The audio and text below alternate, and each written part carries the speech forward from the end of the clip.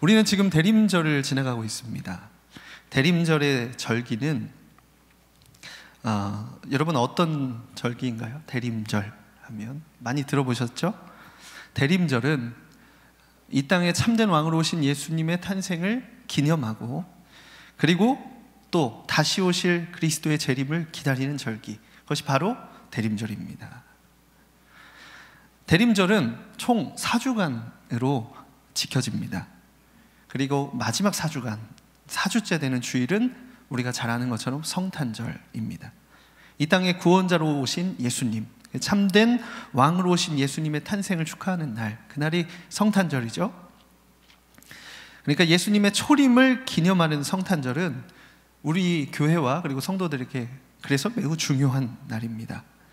성탄절 전야 예배, 성탄절 발표회, 지금은 사라졌지만 새벽송, 그리고 성탄주일, 성탄절 예배까지, 이 성탄절을 기념하기 위해서 우리는 매우 힘을 다해서 예수님의 탄생을 기억하고 찬양하고 높이는 일을 하고 있습니다. 이 성탄절은 또한 세상도 굉장히 집중하는 시즌입니다. 그래서 겨울이 다가오면 벌써 거리에, 카페에, 그리고 상점에 크리스마스 느낌이 나는 캐롤들이 막 울려 퍼지죠. 11월부터 스타벅스 가니까 11월부터 캐롤을 틀더라고요. 이 크리스마스 시즌이 이제 대목이에요. 그러니까 성탄절이 굉장히 중요합니다. 그런데 여러분, 오늘 우리가 대림절을 지나가고 있잖아요. 마지막 주간만 성탄절이고 나머지 3주간의 의미는 그러면 무엇일까? 대림절이라고 했는데 여러분, 대림의 뜻이 무엇인지 혹시 아십니까? 대림은 이제 한자로 기다릴 때, 그리고 임할 림자를 사용합니다. 그러니까 임재를 기다리는 절기, 그것이 바로 대림절입니다. 이름의 뜻을 볼 때에 어디에 무게중심이 가 있어요? 예수님이 오심에 가 있어요? 다시 오실 것에 가 있어요? 다시 오실 것에 가 있습니다. 그래서 우리는 앞선 세 주간을 잘 보내야 됩니다. 새해는 1월 1일부터 시작이지만 교회력은 12월부터 시작합니다. 대림절이 그만큼 중요한 거예요. 거기서부터 이제 우리의 신앙이 다시 출발한다는 뜻이죠. 그만큼 이제 대림절을 잘 지키는 것이 중요하다는 의미겠죠. 저는 오늘 여러분과 함께 이제 읽은 요한계시록 14장 말씀을 통해서 대림, 곧 주님의 다시 오심을 기다리는 소망에 대해 나누고자 합니다. 오늘 우리가 읽은 요한계시록 14장의 말씀은 마지막 날에 일어날 추수에 대한 이야기입니다. 이 추수는 두 가지 장면으로 나타났어요. 첫 번째 장면은 알곡의 추수 장면이고, 두 번째 추수 장면은 포도송이의 추수 장면입니다. 첫 번째 장면 먼저 살펴보겠습니다. 사도 요한이 보니까 인자와 같은 이가 계셨다고 했습니다. 인자와 같은 이가 누구일까요? 바로 예수 그리스도이십니다. 그런데 이 인자 같은 이가 지금 구름 위에 앉아 계세요. 여러분 많이 들어보셨을 거예요. 예수님께서 세상에 다시 오실 때 무엇을 타고 오신다고 하셨죠? 구름을 타고 오신다고 했습니다. 한 번쯤 들어보셨죠? 찬양도 우리가 많이 불렀잖아요. 보라 주님 구름 타시고 나팔 불 때에 다시 오시리. 구름 타고 오신다. 왠지 모르게 익숙합니다. 그런데 실제로 이 말씀이 성경 곳곳에 쓰여 있어요. 요한계시록 1장 7절에 볼지어다 그가 구름 타고 다시 오시리라. 다니엘서 7장 13절에 인자 같은 이가 하늘 구름을 타고 와서 라고 쓰여 있고, 마가복음 13장 26절에도 그때에 인자가 구름을 타고 큰 권능과 영광으로 오는 것을 사람들이 보리라. 예수님 직접 말씀하셨어요. 인자가 구름 타고 오는 것을 보리라. 오늘 본문 보니까 아니나 다를까 예수님께서 인자가 구름 위에 지금 앉아 계십니다. 본문 14절을 우리 한번 같이 읽어보겠습니다. 시작. 또 내가 보니 흰 구름이 있고 구름 위에 인자와 같은 이가 앉으셨는데 그 머리에는 금 면류관이 있고 그 손에는 예리한 낫을 가졌더라. 성경에서는요, 이 구름을 하나님의 임재와 영광을 상징합니다. 출애굽기 24장에서 여호와의 영광이 시내산 위에 머물고 구름이 엿새 동안 산을 가리더니 일곱째 날에 여호와께서 구름 가운데 모세를 부르시니라. 구름 가운데 하나님의 영광의 임재가 임한 거예요. 출애굽기 40장에 구름이 회막에 덮이고 여호와의 영광이 성막에 충만하매, 하나님의 임재가 지금 구름과 같이 임하시고 있습니다. 신명기 31장에 여호와께서 구름 기둥 가운데 장막에서 나타나시고 구름 기둥은 장막 문 위에 머물러 있더라. 하나님께서는 당신의 백성들에게 임하실 때 구름 가운데 임하셨습니다. 그래서 구름은 하나님의 영광과 임재를 상징합니다. 또 인자의 머리에 지금 무엇을 쓰고 계시다고 했죠? 금 면류관을 쓰고 계시다고 했습니다. 이는 인자의 왕권을 나타내는 모습입니다. 그래서요, 우리가 살펴본 첫 번째 장면은요, 지금 오늘 본문은 인자가 왕권을 가지고 하나님의 임재와 영광 가운데 세상에 임하신다는 뜻이에요. 무엇을 하시려고요? 추수를 하시려고요. 그래서 손에 예리한 낫을 가졌다, 이렇게 쓰여 있죠. 그때 한 천사가 성전으로부터 나와서 구름 위에 앉아서 이제 땅 위에 내려가시려고 하는 인자에게 이렇게 말합니다. 오늘 본문 15절 말씀인데 같이 읽겠습니다. 또 다른 천사가 성전으로부터 나와 구름 위에 앉은 이를 향하여 큰 음성으로 외쳐 이르되 당신의 낫을 휘둘러 거두소서. 땅의 곡식이 다 익어 거둘 때가 이르렀음이니이다. 그런데 여러분, 이 말을 큰 소리로 외쳤다고 말합니다. 그러니까 인자에게 가서 이제 내려가십시오, 이제 추수 때가 됐습니다, 이렇게 말한 게 아니고 큰 소리로 외쳤대요. 이제 내려가소서, 당신의 낫으로 추수하소서, 이렇게 외친 거예요. 그러니까 이것은 뭐냐면 인자이신 예수님께 말씀드린 동시에 온 세상 가운데 지금 이제 추수의 때가 임했다고 선언하고 있는 거예요, 이 천사가. 그리고 본문 16절에 구름 위에 앉으신 이가 낫을 땅에 휘두르매 땅의 곡식이 거두어지니라. 이제 인자가 낫을 휘둘렀고 추수가 되었습니다. 그렇다면 여러분, 이 추수는 무엇을 의미하는 추수일까요? 제가 어렸을 적에 옥천이라고 하는 이제 도시에서 태어나서 자랐습니다. 정지용 시인의 향수라는 시 다들 아시죠? 네. 그 시가 이제 앞부분이 이렇습니다. 넓은 벌 동쪽 끝으로 옛 이야기 지줄대는 실개천이 휘돌아 나가고 얼룩배기 황소가 해설피 금빛 게으른 울음을 우는 곳. 이거 노래로도 우리가 불렀죠. 그곳을 참아 꾸맨들 이칠리아. 굉장히 아름다운 곳이었어요. 물론 시골이었습니다. 제가 어릴 때라서 아주 자세하게 기억나지는 않지만 몇 가지 기억나는 장면들이 있습니다. 아카시아가 흐드러지게 피면 뭐가 나죠? 아카시아 향이 막 밀려오잖아요. 네, 그런 게 좀 기억나요. 그리고 개나리와 진달래가 산과들에 가득했습니다. 그래서 제가 그 개나리로 참 많이 맞았어요. 정확하게 기억납니다. 개나리는 보가 있는 냇가에서 수영하던 게 기억이 나고, 그리고 어른들이 모내기 할 때 막 그 논두렁 있죠? 논두렁을 막 뛰어다니던, 특별히 비가 오면 거기가 엄청 미끄러워요. 그리고 거기를 막 뛰어다니던 기억이 납니다. 그리고 이제 가을이 되면 황금 물결이 논에 가득하죠. 이제 그때가 바로 추수 때예요. 그 장관이 펼쳐지죠. 근데 그 추수 때 분위기가 기억이 나요. 뭔가 더 활기차요. 뭔가 더 힘이 있어요. 점심때가 되면 이 빨간 다라이, 뭔지 아세요? 빨간 다라이에 거기다 새참을 막 해가지고 비닐, 신문지 아니면 이렇게 은쟁반을 탁 얹어가지고 머리에 이고 딱 오신단 말이에요. 그러면 그 새참을 이제 논에 앉아서 아무 일도 안 한 아이들도 이제 먹는 거예요, 이렇게. 그게 진짜 맛있거든요. 요즘 그 캠핑을 하는 이유가 있습니다. 밖에 나가서 먹으면 뭐든 맛있어요. 근데 그때의 황홀했던 기억이 있습니다. 축제는, 사실 추수는 축제예요. 오늘 본문에 나타난 인자가 하시는 추수는요, 축제예요.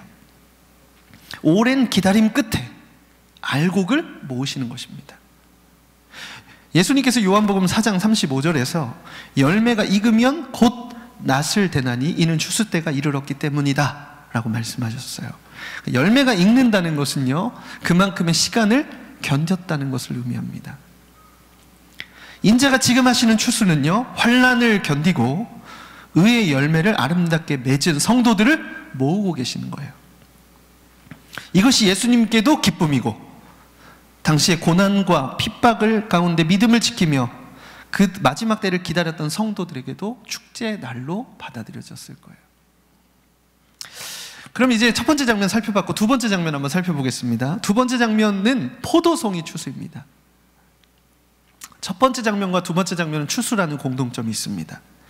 그런데 다른 점이 세 가지가 있어요. 첫 번째, 이번에도 낫을 든 인물이 나오는데 그 인물이 인자가 아닌 천사입니다.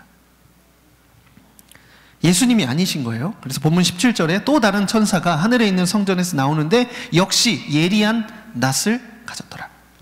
두 번째 다른 점은 말하는 천사도 똑같이 등장해요. 그 다음에 그 천사가 그런데 성전이 아닌 제단에서 나옵니다.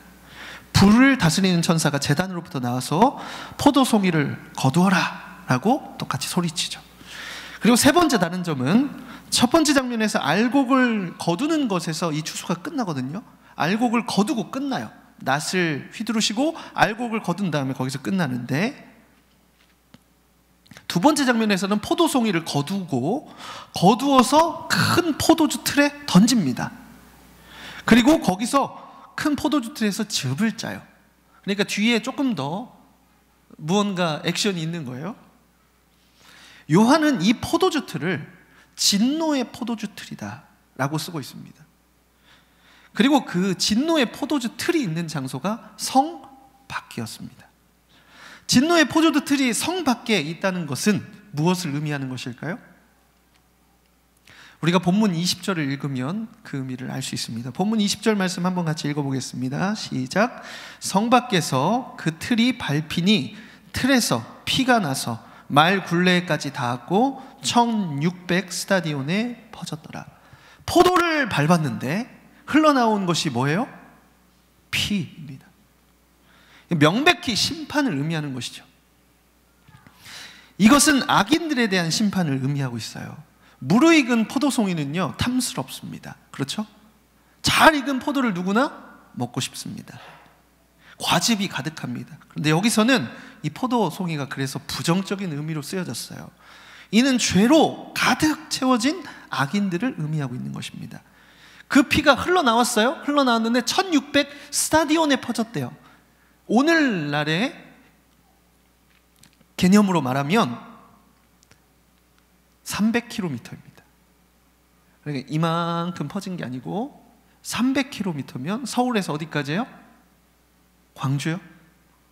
네. 그러니까 한 나라를 덮을 만큼 지금 포도송이를 밟았는데 피가 흘러서 넘쳐서 한 나라를 덮어버린 거예요. 아주 무서운 말씀입니다. 그만큼 그 진노의 포도주 틀이 크고 그리고 그 포도송이가 많다는 뜻이겠죠. 여러분, 오늘 두 추수에 나타난 이 선명한 대조를 이해하실 수 있으시죠? 종말의 때에 의인에 대한 구원뿐만이 아니고 악인에 대한 심판도 있다는 말씀입니다. 악인들을 어떻게 해요? 따로 모으신다는 거예요. 악인들만. 그래서 오늘은 우리가 오늘 말씀을 통해서 알 수 있는 것은 악인들에게 진노를 쏟으시며 심판하시는 하나님의 공의로운 심판이 있다는 것을 우리가 알 수 있는 것이죠. 그 진노가 얼마나 무서운지 성 밖으로 쫓겨나서 짓밟히게 될 것이고, 그리고 하나도 남김없이 심판하셔서 악인들의 피가 한 나라를 덮을 만큼, 더 확장하면 세계를 덮을 만큼 그 피가 흐르게 된다는 것입니다. 그러니까 추수는요, 알곡에게는 축제의 날이지만 악인에게는 심판의 날입니다. 가라지는 자랄 때 그 모양이 알곡과 비슷하다고 해요. 그렇지만 결국에 그 마지막 날 추수날에는 가라지가 들어갈 곳간이 없습니다. 포도송이가 보기에는 탐스러워 보여도 틀에 짓밟힐 뿐입니다. 자, 그럼 이제 우리에게 이 말씀이 의미가 있으려면요, 이런 질문을 해봐야 됩니다. 주의 재림의 날에 나는 어떤 추수를 받게 될 것인가? 당연히 우리 다 알곡이라고 생각하시죠? 네, 맞습니다. 그렇지 않은 사람이 없기를 바라요. 그래서 우리가 이 말씀을 잘 이해하려면 요한계시록 2장과 3장에 나타난 7교회에게 하신 편지의 내용을 아는 것이 중요합니다.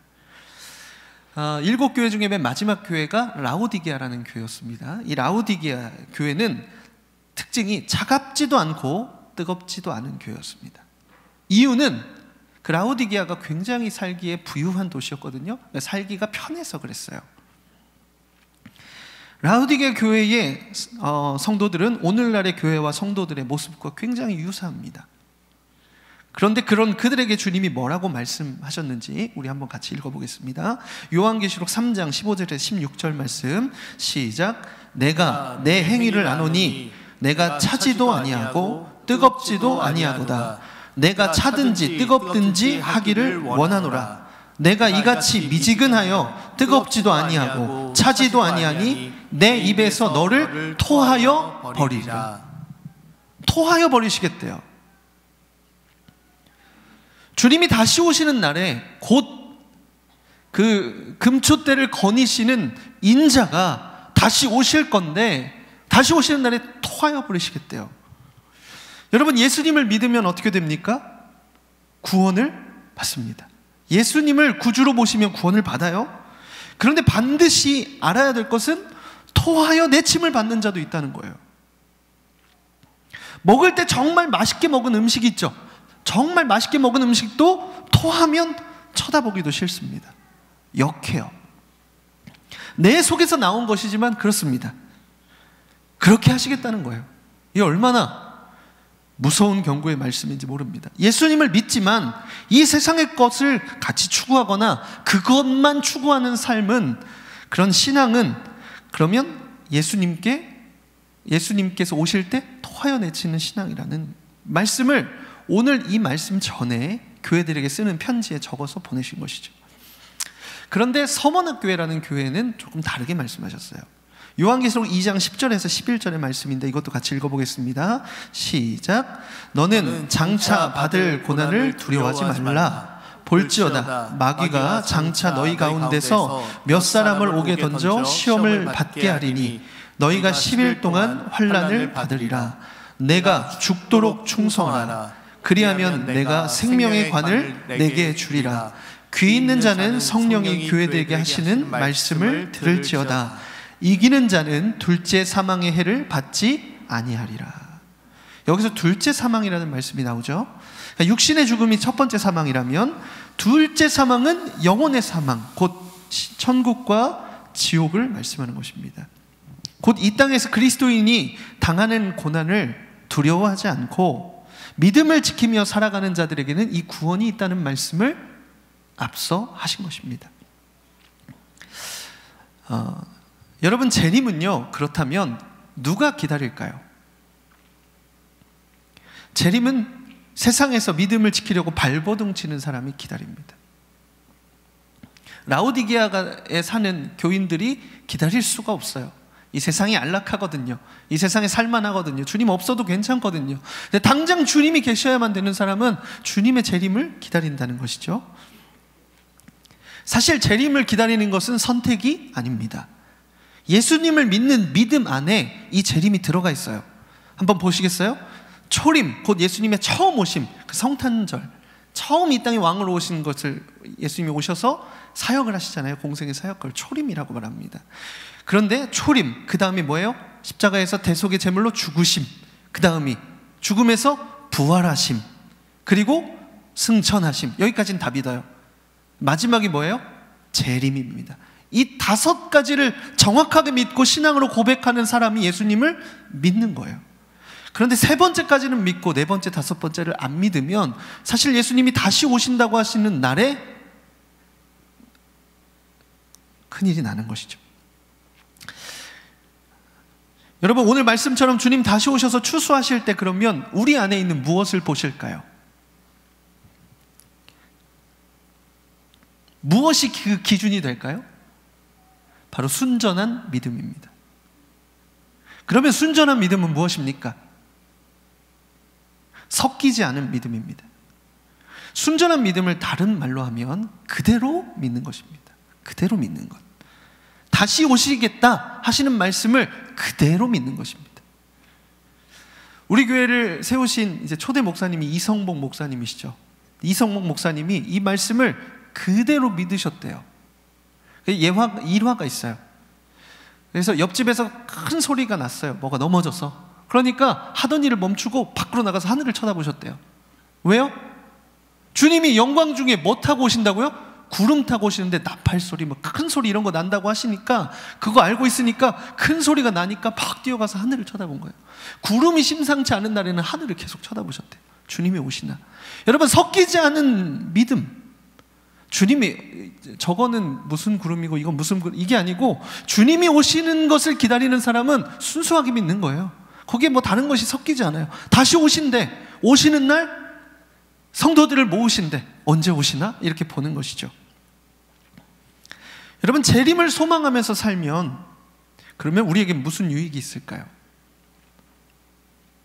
저는 여러분에게 세 가지를 말씀드리고 같이 기도하고 싶습니다. 첫 번째, 아픔과 고난의 시간 속에서도 완전히 낙심하지는 않는다. 왜냐하면 이 땅에서의 삶이 전부가 아니기 때문에 그래요. 예수님의 재림과 그리고 그로 인하여서 얻는 구원으로 말미암아 우리가 구원을 받으면 이 땅에서의 삶만을 가지고 살아가는 사람들은 그렇게 생각하지 않을지라도 당장 오늘의 고난, 오늘의 실패, 오늘의 아픔이 영원하지 않다는 것을 알기 때문에 그래요. 그러니까 힘은 들지만 완전히 낙심하지 않습니다. 두 번째, 재림을 소망하며 사는 것은 연단된 믿음을 가지게 합니다. 왜냐하면 날마다 그 믿음을 사용하기 때문에 그래요. 불로 연단한 금과 같이 불순물이 사라지는 믿음, 순전한 믿음을 가지게 된다는 것입니다. 재림을 날마다 사모하는 사람들에게 일어나는 세 번째 유익은 세상에 목매어 살지 않게 됩니다. 이것은 여러분, 잘 돼도 그래요. 잘 돼도 이 땅에서의 것인데, 어려워도 이 땅에서의 삶이지, 그래서 이 세상에서의 삶이 끝이 아니고 하나님의 영원한 나라가 있기 때문에 세상의 것들에 너무 매이지 않고 주님의 재림을 기다린다는 것이죠. 여러분, 오늘 말씀에 우리 주님 영광 중에 구름 타고 다시 오시겠다 말씀하셨습니다. 오셔서 예리한 낫으로 추수하십니다.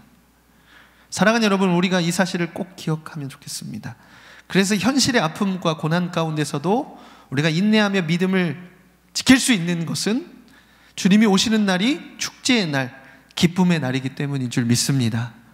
그런데 우리가 그 축제의 날이 되기 위해서 우리에게 필요한 것이 뭐예요? 순전한 믿음이에요. 오시는 것을 믿는 거예요. 재림까지 기억하며 사는 거예요. 특별히 오늘 이제 대림절 기간을 지나가잖아요. 그래서 우리가 이 대림절을 좀 많이 묵상하셨으면 좋겠어요. 우리도 조금 소리 나면 하늘을 좀 쳐다봤으면 좋겠어요. 주님이 오시나? 언제 오시나? 자녀들 혹시 있으신 분 계시죠? 손자, 손녀? 와서 대림절에 뭐 뻔하게 대림절에 대한 거 배울 거 아니에요? 재림에 대해서 예수님 다시 오신대요. 그러면 산타클로스 있어요? 이런 것처럼 여러분 받아들이지 마시고 진짜 오셔, 정말 오셔, 이렇게 가르쳐 줘야 돼요.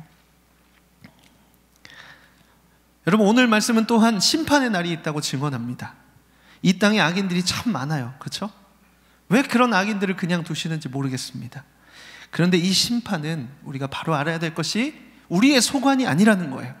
하나님께서 나중에 모으셨다가 큰 포도주 틀에 한 번에, 그것도 그 피가 멈추지 않을 정도로 하나님께서 강력하게 심판하신다는 거예요.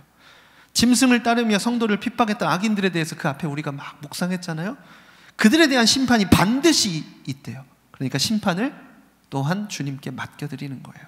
우리는 우리가 심판하고 싶잖아요. 우리가 재단하잖아요. 근데 그것도 맡겨드리는 거예요. 우리가 해야 될 것은 우리는 우리에게 맡겨주신 자리에서 재림의 소망을 가지고 묵묵히 십자가의 길을 걸어가는 것입니다.